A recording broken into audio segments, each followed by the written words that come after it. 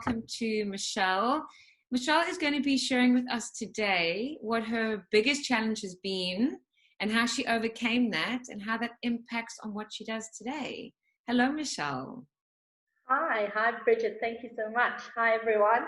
So yeah, thank you so much for the opportunity. It's always lovely to dig a little bit deep. You know, we don't really think about these things very often until someone poses the question, and then you go, did I have challenges? Did I actually overcome stuff? But I think we all do. And whether it's little things every single day or big things, it does mold us, and it's who we become ultimately and how we sort of get over those things. So I think one of the biggest challenges I had was trying to migrate from working in a corporate environment to becoming an entrepreneur. And that happened around my 40th birthday, so that's 4 years ago. So the big idea was that, you know, I thought, I was seeing all these amazing women out there being really capable and showing the drive that I thought I had inside of me. So after being in an environment for about 20 years, I worked for a corporate environment for 20 years, I decided I wanted to be one of these women, you know, that could make a change and could make a difference, and also just wake up in the morning and not having to be in the office at a certain time, you know. And I really had these big ideas. Oh, I'm going to go to the gym and I'm going to walk on the promenade and all sorts of things. Reality check. But it was a big transition and it was very scary. And I think that, you know, I had been stuck in an environment for so long because I was a single mom and I needed that salary. So I wanted to really sort of make sure that I had things in place and not take the risk. And through the involvement with a good couple of people, you know, I was just given this amazing opportunity to take it and go for it. And I think there's a couple of things that I've learned along that way.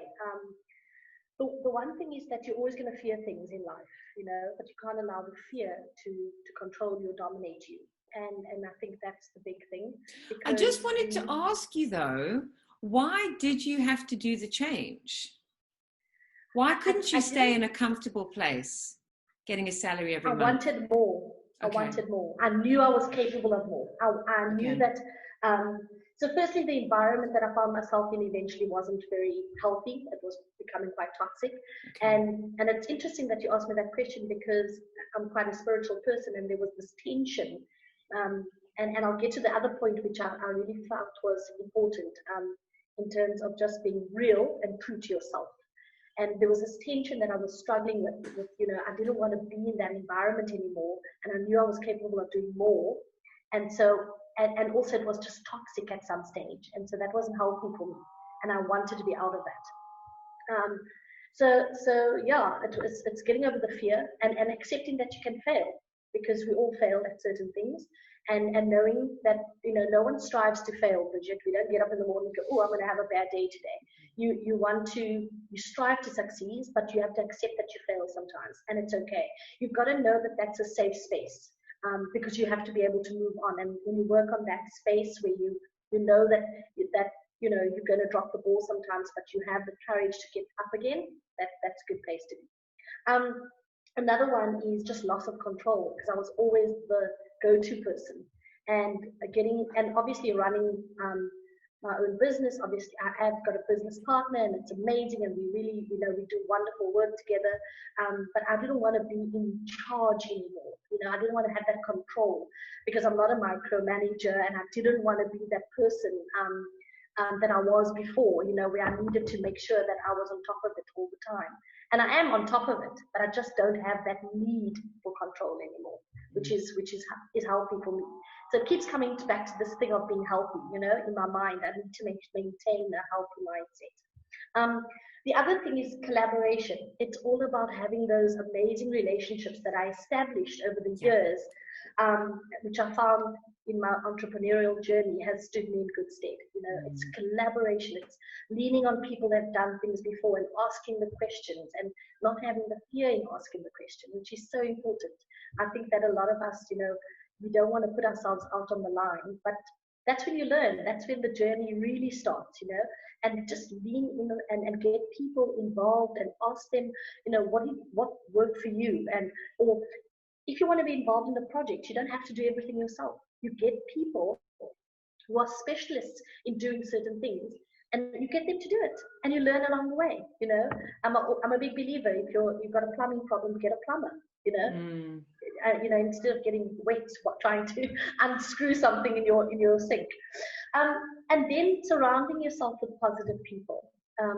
I really believe that you stay away from the water coolers and the coffee machines, because that's when people speak negatively about other people, and it's that toxic environment that just drains you, and it's not a healthy environment. So put yourself in the spaces where people are going to be good for you, they're going to uplift you, they're going to be a motivator, because you all need that cheerleader in the background, and surround yourself by people that are good for you. That's something that has really been a big shift for me, is that I don't want to listen to the negativity and the gossip and that kind of thing. I'd rather actually read a good book or really expose myself to a positive thought. And then a sense of humor. And you know me, Bridget, I think that if you do not laugh and if you do not have a sense of humor, you don't get anywhere. I'm a bit of a gesture. We've got a nice team of people working at Service Gurus, and I'm always cracking a joke here and there, and it's who I am.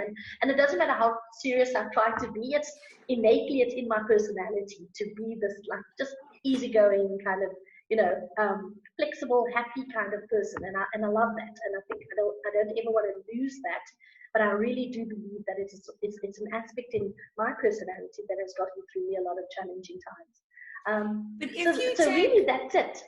If you take your biggest point of, like, a big thing for me in this last year has been, or a big lesson in my life has been about letting go. There was a lot of things in my life where, for me, it's the universe. For other people, it's God. For other people, it's religion. But for me, the universe was going, let go. And as soon as I let go of things, my life just seemed to work so much better. And so a huge reason why I got into personal development and why I'm doing what I'm doing today is because I believe if I'm working on myself every single day, I'm becoming a better version of myself, which is why I do what I do. So if I tie that in with you, what would you say it is on an emotional level of you doing what you do that ties into the value of who you are? So I think it's every day just trying to say, I'm going to do my best. I'm going to get up in the day, I'm going to do my best. And it's being authentic, Bridget. There are days I get up and I really don't feel like I'm having the best day. And I'm okay with it, because I'm not answerable to anybody else except my own personal journey. And I'm exposed to people who, as they struggle through mental illness. It's a huge challenge for them. And I've got to constantly, and I love this line from one of the movies, check yourself before you wreck yourself. Yes, I love that. Yes. I love that line because if you don't keep yourself in check, you are not going to be a good person for anyone. So, you have got to take care of yourself in order to take care of somebody else, your business, your family, your loved ones, your partner, whatever it is. So it's really being authentic and being real. And I think that's important for me. That's where I'm at. Thank you very, very much. I really appreciate it.